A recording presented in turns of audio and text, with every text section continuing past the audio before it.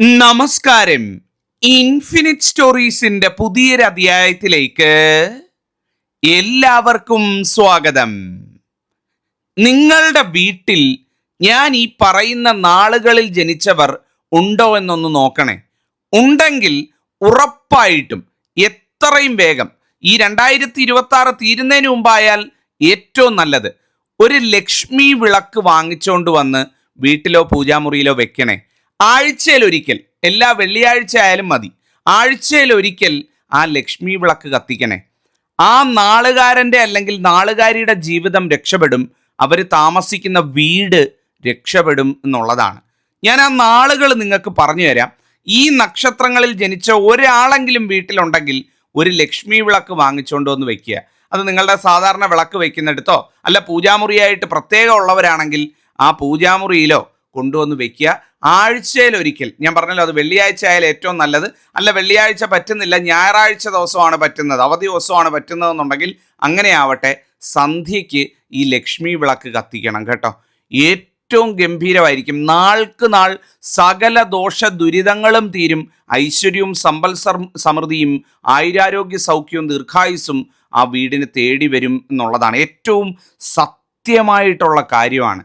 ലക്ഷ്മി വിളക്കെന്ന് പറഞ്ഞാൽ ഒരു വീട്ടിലെ മഹാലക്ഷ്മി സാന്നിധ്യമായി മാറും എന്നുള്ളതാണ്. ആ വീട്ടിൽ മഹാലക്ഷ്മി കുടിയിരിക്കുന്നതിന് തുല്യമായി ആ ലക്ഷ്മി വിളക്ക് മാറും.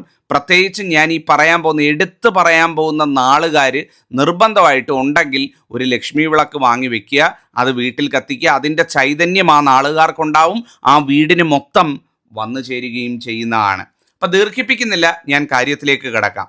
പ്രധാനമായിട്ടും ലക്ഷ്മി വിളക്കെന്ന് പറയുന്നത് 2 തരമുണ്ട്. നിങ്ങൾ കണ്ടിട്ടുണ്ടാവും പല തരത്തിലുള്ള ലക്ഷ്മി വിളക്ക്. 2 തരത്തിലുള്ള ലക്ഷ്മി വിളക്ക് വീട്ടിൽ കത്തിക്കുന്നതാണ് ഉചിതം എന്ന് പറയുന്നത്. ഒന്നാമത്തേതെന്ന് പറയുന്നത് അഷ്ടലക്ഷ്മി വിളക്കാണ്. അതായത് അഷ്ടലക്ഷ്മിമാരുടെ ചിത്രം ആലേഖനം ചെയ്ത കൊത്തിയെടുത്ത വിളക്ക് നിർമ്മിച്ചിട്ടുള്ള അഷ്ടലക്ഷ്മി രൂപം കൊത്തിയ അഷ്ടലക്ഷ്മി വിളക്കെന്ന് പറയുന്ന ചിത്രങ്ങളിലൊക്കെ കൊടുത്തിട്ടുള്ള പോലുള്ള അഷ്ടലക്ഷ്മി വിളക്കാണ്. രണ്ടാമത്തേന്ന് പറയുന്നത് അതുപോലെ തന്നെ തുല്യ ഫലം തരുന്നതാണ് ഗജലക്ഷ്മി വിളക്കെന്ന് പറയുന്നത്. ഗജലക്ഷ്മി വിളക്കെന്ന് പറയും. അഷ്ടലക്ഷ്മി വിളക്ക് വീട്ടിൽ വെച്ച് കഴിഞ്ഞാൽ ജീവിതത്തിൽ ഐശ്വര്യങ്ങളും വന്നു ചേരുമെന്നാണ് പറയുന്നത്. ഗജലക്ഷ്മി വിളക്കാണെന്നുണ്ടെങ്കിൽ അതീവ സമ്പന്ന യോഗം വന്നു ചേരുമെന്നാണ് പറയുന്നത്. സാമ്പത്തികമായിട്ടുള്ള കാര്യങ്ങൾക്കാണ് പ്രാധാന്യം കൂടുതൽ. അതേസമയം അഷ്ടലക്ഷ്മി വിളക്കാണെന്നുണ്ടെങ്കിൽ ഐശ്വര്യങ്ങളും എല്ലാ തരത്തിലുള്ള ഐശ്വര്യങ്ങളും വന്നു ചേരുന്നതിന് കാരണമാവുന്നതാണ്. അപ്പം ധനസ്ഥിതി ഒരുപാട് മോശമായിട്ടൊക്കെയുള്ള ഈ നാളുകാരുണ്ടെങ്കിൽ ഗജലക്ഷ്മി വിളക്കും, അതേസമയം ജീവിതത്തിന് മൊത്തത്തിൽ ഒരു ഉയർച്ച വേണമെന്ന് ആഗ്രഹിക്കുന്നവർ ഈ അഷ്ടലക്ഷ്മി വിളക്കും വാങ്ങാവുന്നതാണ്. ഇതാണ് വാങ്ങിക്കേണ്ട ഒന്നാമതായിട്ട് ശ്രദ്ധിക്കേണ്ട കാര്യം. ഇത് വാങ്ങുന്ന സമയത്ത് നിങ്ങളോട് എല്ലാവരോടും പറയുകയാണ്, ഒരു കാരണവശാലും മഹാലക്ഷ്മി മുഖം വിരൂപമായിട്ടുള്ള വിളക്ക് വാങ്ങിക്കരുത്. അത് നിങ്ങൾ നല്ലതെന്ന് വിചാരിച്ച് ചെയ്യുന്ന കർമ്മം ദോഷമാക്കി തീർക്കാൻ കാരണമാകുന്നതാണ്. പലയിടങ്ങളിലും മഹാലക്ഷ്മി രൂപം കൊത്തി വരുമ്പം ചില ഡാമേജ് ആയത്, അല്ലെങ്കിൽ ദേവിയുടെ മുഖം ഒരുമാതിരി വികൃതമായിട്ടുള്ളത്, വിരൂപമായിട്ടുള്ളത്, കണ്ണൊന്നും ചിലപ്പം കാണില്ല, അത്തരത്തിൽ വിരൂപമായിട്ടായിരിക്കും ഇത് കൊത്തിവെച്ചിരിക്കുന്നത്. അത്തരത്തിൽ ഫിനിഷിംഗ് ഇല്ലാത്ത വിളക്കുകൾ ഒരു കാരണവശാലും വാങ്ങിക്കരുത്. ഞാനിവിടെ ചിത്രത്തിലൊക്കെ കൊടുത്തിട്ടുണ്ട്, നിങ്ങൾക്ക് കാണാൻ പറ്റും. ചില കടകളിലൊക്കെ ചെന്ന് കഴിഞ്ഞാൽ 10 എണ്ണം ഇരിക്കുകയാണെങ്കിൽ 8 എണ്ണം ഇതുപോലെ വിരൂപമായിട്ടുള്ളതായിരിക്കും, മാറി തിരിഞ്ഞു വെച്ചിരിക്കുന്നതായിരിക്കും. അപ്പം എടുക്കുന്ന സമയത്ത്, കടയിൽ പോയി ഇത് വാങ്ങുന്ന സമയത്ത് ഈ ലക്ഷ്മി വിളക്ക് നോക്കുക, മുഖമൊക്കെ നല്ലതായിട്ടുള്ളത്, മഹാലക്ഷ്മിയുടെ മുഖം ചൈതന്യമായിട്ടുള്ളത് നോക്കി തിരഞ്ഞെടുക്കുക, സെലക്ട് ചെയ്യുക എന്നുള്ളതാണ് ഒന്നാമതായിട്ട് മനസ്സിലാക്കേണ്ട കാര്യം.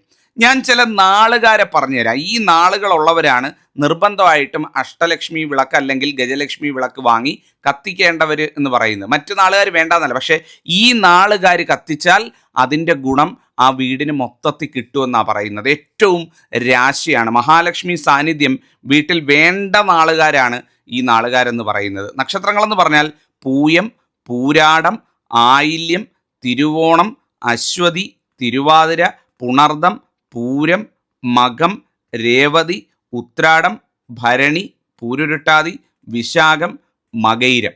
ഈ പറഞ്ഞ നാളുകളാണ്. ഈ നാളുകളിൽ ജനിച്ച ഒരാളെങ്കിലും വീട്ടിലുണ്ട് എന്നുണ്ടെങ്കിൽ ഒരു മഹാലക്ഷ്മി വിളക്ക് അല്ലെങ്കിൽ ലക്ഷ്മി വിളക്ക് വീട്ടിൽ വാങ്ങിച്ചുകൊണ്ട് വന്ന് അത് വെക്കുക. എല്ലാ വെള്ളിയാഴ്ച തോറും ഞാൻ പറഞ്ഞു തരാം അതെങ്ങനെയാണ് കത്തിക്കേണ്ടതെന്നുള്ളത്. കത്തിക്കേണ്ട രീതിയിൽ നിങ്ങൾ വീട്ടിൽ കത്തിച്ചു കഴിഞ്ഞാൽ ഏറ്റവും ഗംഭീരമായി അത് വരുന്നതുമായിരിക്കും. പ്രധാനമായിട്ടും 5 കാര്യങ്ങളിൽ മാറ്റം ഉണ്ടാവുമെന്നാണ് പറയുന്നത്. 5 കാര്യങ്ങളിൽ ജീവിതത്തിൽ മാറ്റം കണ്ടു തുടങ്ങുമെന്നാണ് പറയുന്നത്. ഒന്നാമത്തേന്ന് പറയുന്നത് സാമ്പത്തിക അഭിവൃദ്ധി തന്നെയാണ്. സമ്പത്തിൻ്റെ ദേവതയാണ് മഹാലക്ഷ്മി ദേവി എന്ന് പറയുന്നത്. അപ്പം സാമ്പത്തികമായിട്ട് മാറ്റം ഉണ്ടാവും, കാര്യവിജയം ഉണ്ടാവും എന്നാണ് പറയുന്നത്.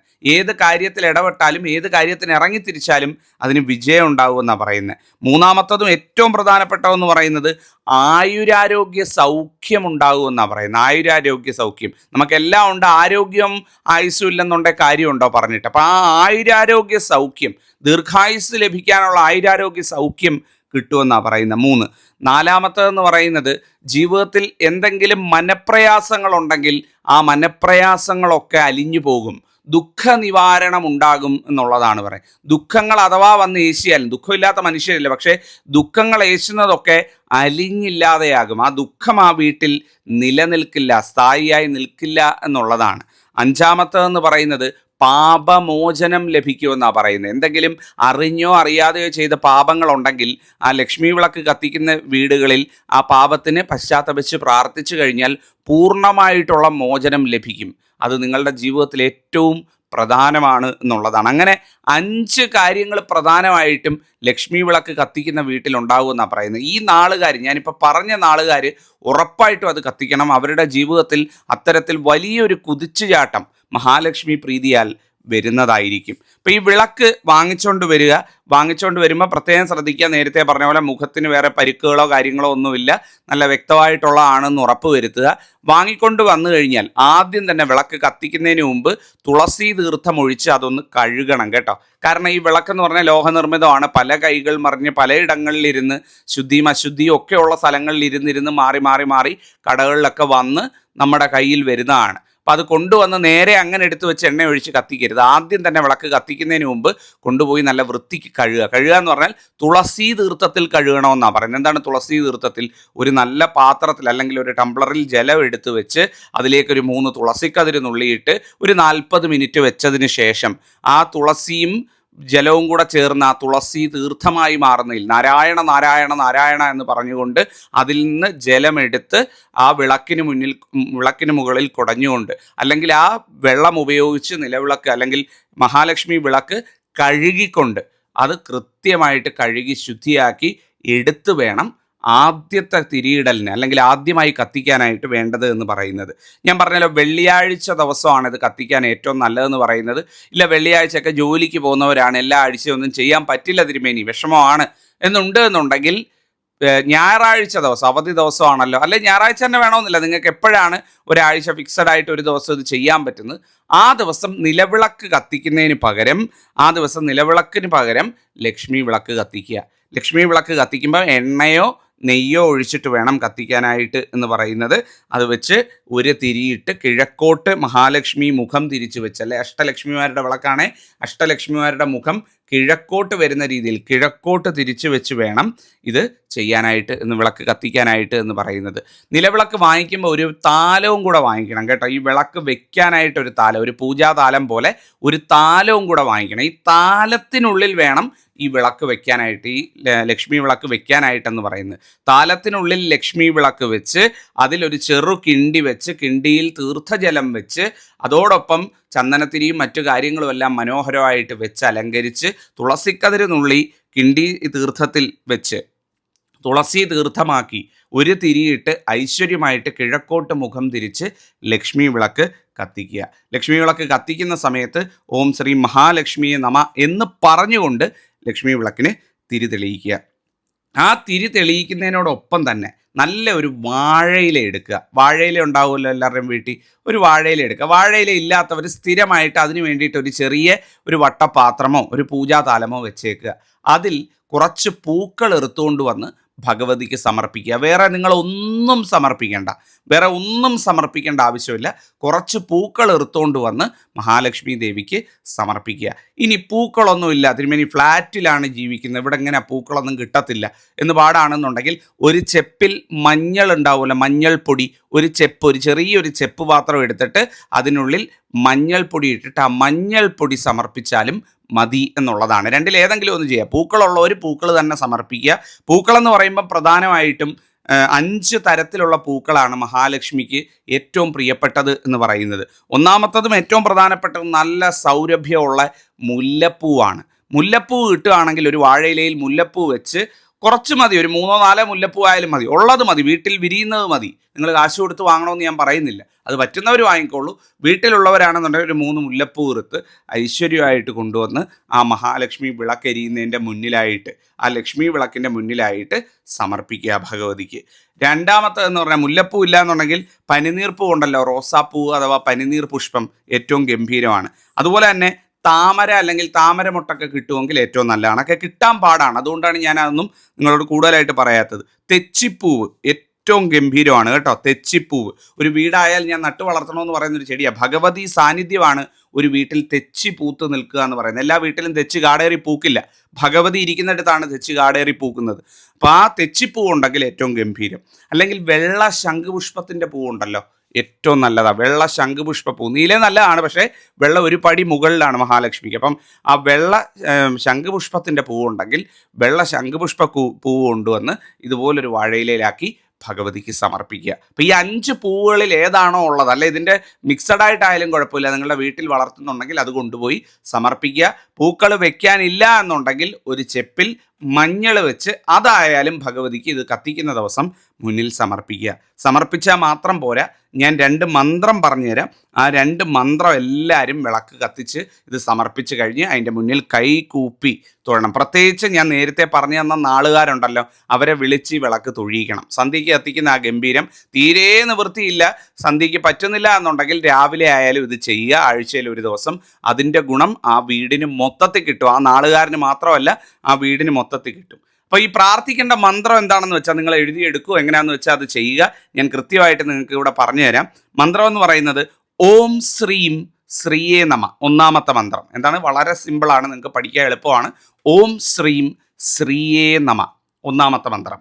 ഇതൊരു 3 തവണ ചൊല്ലുക. ഓം ശ്രീം ശ്രീയേ നമ, ഓം ശ്രീം ശ്രീയേ നമ, ഓം ശ്രീം ശ്രീയേ നമ. രണ്ടാമത്തെ മന്ത്രം എന്ന് പറയുന്നത് ഓം സർവജ്ഞേ സർവവരദേ സർവദുഷ്ടഭയങ്കരി സർവലോകൈക മാതൃവേ മഹാലക്ഷ്മി നമോസ്തുതേ. എങ്ങനെയാണ്? ഓം സർവജ്ഞേ സർവവരദേ സർവദുഷ്ടഭയങ്കരി സർവലോകൈക മാതൃവേ മഹാലക്ഷ്മി നമോസ്തുതേ എന്ന് നിങ്ങളൊരു 3 തവണ ചൊല്ലണം. ഇത് മനഃപ്പാഠം ചെയ്യാൻ പാടുള്ളവർ ഇതല്ലാതെ ഫോട്ടോ എടുത്ത് എഴുതി വെക്കുക, അങ്ങനെ എന്തെങ്കിലുമൊക്കെ ചെയ്ത് കൃത്യമായിട്ട് ഇതങ്ങൊരു 3 തവണ ചൊല്ലുക. അപ്പോൾ ഓം ശ്രീം ശ്രീയേ നമ 3 തവണ ചൊല്ലണം. അതിനുശേഷം ഇത് ചൊല്ലണം. ഇത് തൊഴുത് പ്രാർത്ഥിച്ച് നിങ്ങൾക്ക് എന്തൊക്കെ കാര്യങ്ങൾ ഭഗവതിയോട് പറയാനുണ്ട് എന്നുള്ളത് പറയുക. നിങ്ങൾക്കറിയാമല്ലോ, എല്ലാ വെള്ളിയാഴ്ച തോറും മഹാലക്ഷ്മി പൂജ നടത്തി ഭഗവതിയെ ഉപാസിക്കുന്ന കടുത്ത മഹാലക്ഷ്മി ഉപാസകനാണ്. ഭഗവതിയുടെ ചൈതന്യം തൊട്ടറിഞ്ഞിട്ടുള്ളത് കൊണ്ട് പറയുകയാണ്, ഇത് ചെയ്ത് രക്ഷപ്പെടാത്തവരായിട്ട് ആരുമില്ല. അമ്മയുടെ അനുഗ്രഹം വന്നു തുടങ്ങിയാൽ ഒരിക്കലും നിലയ്ക്കില്ല. അമ്മ കൂടെ ഉണ്ടാകും, ഏത് ആപത്തിലും കൂടെ ഉണ്ടാകും. നിങ്ങൾ തിരിച്ചു കൊടുക്കേണ്ടത് നിങ്ങളുടെ മനസ്സും ഭക്തിയും മാത്രമാണ്. വേറെ ഒന്നും അമ്മയ്ക്ക് സമർപ്പിക്കാനില്ലെങ്കിലും മനസ്സിലെ ഭക്തി സത്യമുള്ളതാണ്, മനസ്സിലെ ആ അമ്മയോടുള്ള സ്നേഹം സത്യമുള്ളതാണ് എന്നുണ്ടെങ്കിൽ അതിൻ്റെ ഐശ്വര്യം നിങ്ങൾക്കും കുഞ്ഞുങ്ങൾക്കും നിങ്ങളുടെ സന്തതി പരമ്പരകൾക്കും വരാൻ പോകുന്ന തലമുറയ്ക്ക് വരെ നിങ്ങൾ ചെയ്യുന്നതിൻ്റെ ഗുണം കിട്ടും എന്നുള്ളതാണ്. ഏറ്റവും സത്യമുള്ള ഭഗവതിയാണ്, കനിഞ്ഞ് അനുഗ്രഹിക്കുന്ന അമ്മയാണ് മഹാലക്ഷ്മി അമ്മ എന്ന് പറയുന്നത്. നിസ്സാര കാര്യമല്ല. എല്ലാവർക്കും മഹാലക്ഷ്മിയെ പ്രാർത്ഥിക്കാൻ, എല്ലാവർക്കും മഹാലക്ഷ്മിയെ ഉപാസിക്കാൻ സാധിക്കില്ല. അതിന് ഭഗവതി തന്നെ നേരിട്ട് വിചാരിക്കണം. അങ്ങനെ തിരഞ്ഞെടുക്കപ്പെടുന്നവരെന്ന് പറയുന്നത് എന്താ പറയുന്നത്, വാക്കുകളില്ല. അത്രയേറെ ഭാഗ്യം ചെയ്തവർക്ക് മാത്രമേ അമ്മയെ ഉപാസിക്കാൻ സാധിക്കുകയുള്ളൂ എന്നുള്ളതാണ്. അപ്പം എല്ലാവരും ചെയ്യുന്ന സമയത്ത് നല്ല ചന്ദനത്തിരികൾ, നല്ല മണമുള്ള ചന്ദനത്തിരിയൊക്കെ വാങ്ങിച്ച് ഭഗവതിയുടെ വിളക്ക് കത്തിക്കുമ്പോൾ അവിടെ കത്തിച്ച് വെക്കണം കേട്ടോ. വേറെ ഒന്നും കൊണ്ടല്ല, ആ ഒരു സുഗന്ധമുഖരിതമായിട്ടുള്ള അന്തരീക്ഷത്തിൽ ഭഗവതി ഏറ്റവും സന്തുഷ്ടയാണെന്നാണ് പറയുന്നത്. ഭഗവതി ഇരിക്കുന്നിടത്ത് വേറെ ബാഡ് സ്മെല്ല് കാര്യങ്ങളൊന്നും ഉണ്ടാവാൻ പാടില്ലെന്നാണ് പറയുന്നത്. അവിടെ എപ്പോഴും നല്ല സുഗന്ധമുഖരിതമായിരിക്കണം. അപ്പം നല്ല സുഗന്ധം, വീടാകുമ്പം ചിലപ്പം പല രീതിയിലുള്ള വായു സംബന്ധമായിട്ടുള്ള പ്രശ്നങ്ങളൊക്കെ വരാൻ സാധ്യതയുണ്ട്. ചിലപ്പം വീടിനടുത്ത് ഒരു ചിറയുണ്ടാവും, ചെളി മണം വരാനായിട്ടുള്ള സാധ്യതയുണ്ട്. അല്ലെ വീട്ടിൽ അന്ന് മീൻ ഉപയോഗിച്ചിട്ടുണ്ടാവും, മീനിൻ്റെ മണം വരാനുള്ള. അപ്പം അതൊന്നും വിളക്ക് വറ്റിക്കുന്നിടത്തേക്ക് കാറ്റ് കൊണ്ടുവന്ന് അശുദ്ധമാക്കരുത്, അല്ലെങ്കിൽ അവിടെ അമ്മ ഇരിക്കുന്നിടം മലിനീവസം ആകരുത് എന്നുള്ളത് കൊണ്ടാണ് പറഞ്ഞത്.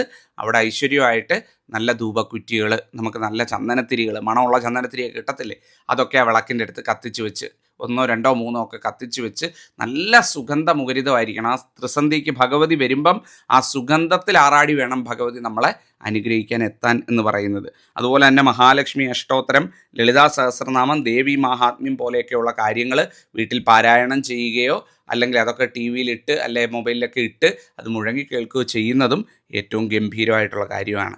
അപ്പോൾ എല്ലാവരും ഈ പറഞ്ഞ നക്ഷത്രങ്ങളിൽ ജനിച്ചവർ വീട്ടിലുണ്ടോ എന്ന് നോക്കുക. ഉണ്ടെങ്കിൽ ലക്ഷ്മി വിളക്ക് വാങ്ങിച്ച് വീട്ടിൽ തെളിയിക്കുക. അതിൻ്റെ ഗുണം ആ കുടുംബത്തിന് കിട്ടും, ആ വ്യക്തിക്ക് കിട്ടും, ആ നക്ഷത്രക്കാരന് കിട്ടും. സർവം ഗംഭീരമായി വരുന്നതാണ്. ഇത് പറഞ്ഞുകൊണ്ട് അധ്യായം അവസാനിപ്പിക്കുന്നു. എന്തെങ്കിലും സംശയങ്ങൾ, ചോദ്യങ്ങൾ മനസ്സിലാകാത്ത ഉണ്ടെങ്കിൽ അറിയിക്കാൻ ജഗദീശ്വരൻ അനുഗ്രഹിക്കട്ടെ. നന്ദി, നമസ്കാരം.